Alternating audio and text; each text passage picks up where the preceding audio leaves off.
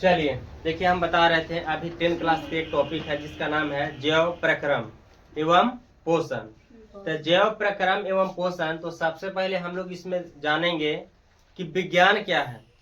तो विज्ञान के बारे में बताएं कि सावधानी पूर्वक क्रमबद्ध तरीके से प्रयोग और परीक्षणों द्वारा प्राप्त ज्ञान को विज्ञान कहते हैं। विज्ञान के पिता कौन है? तो गैलीलियो आपको है, गैलीलियो गैलीली उनको कहते हैं, यानी विज्ञान के पिता गैलीलियो कहा जाता है। इसके बाद जीव विज्ञान क्या है? जीव विज्ञान में क्या है? देखिए, जीव विज्ञान किससे मिलकर बनाता है? जीव विज्ञान यानी अब यहाँ पर देखिएगा, जिसको बोलते हैं इंग्लिश में बायोलॉजी। बायोलॉजी के मतलब हुआ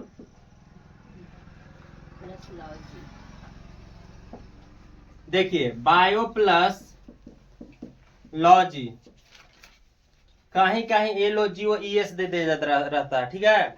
तो बायो मतलब हुआ जीव और लॉजी मतलब अध्ययन, यानी जीवों के बारे में अध्ययन कहलाना ही क्या कहलाता है? बायोलॉजी कहलाता है।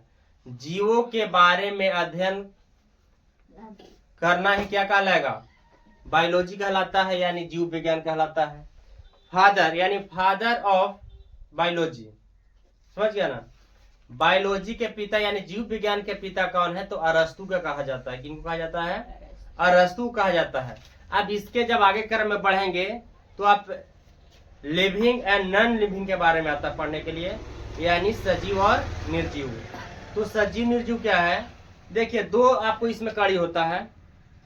सजीव जिसमें श्वसन क्रिया होती है, या ऐसे डिफिनेशन बोल सकते हैं, वे सारी क्रियाएं जिसमें जैव प्रक्रम, जैसे जैव प्रक्रम मतलब हो गया कि श्वसन, उत्सर्जन, चालन यानी आमन गति, यानी जो श्वसन क्रिया करता है, जो उत्सर्जन करता है, समझ गया ना, वो सब क्या कहलाएगा?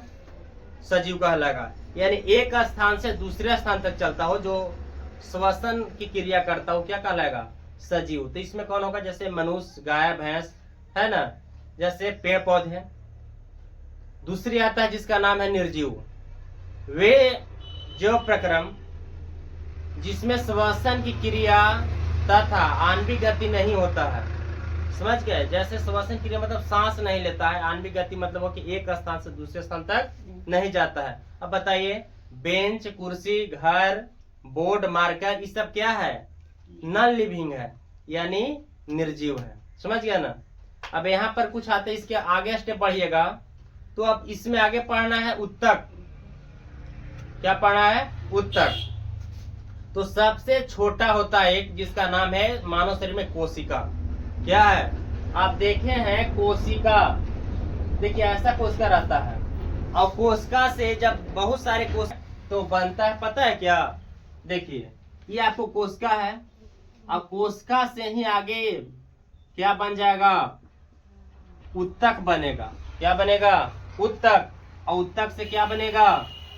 अंग बनेगा, और अंग से जो है मानव शरीर का क्या हो जाएगा?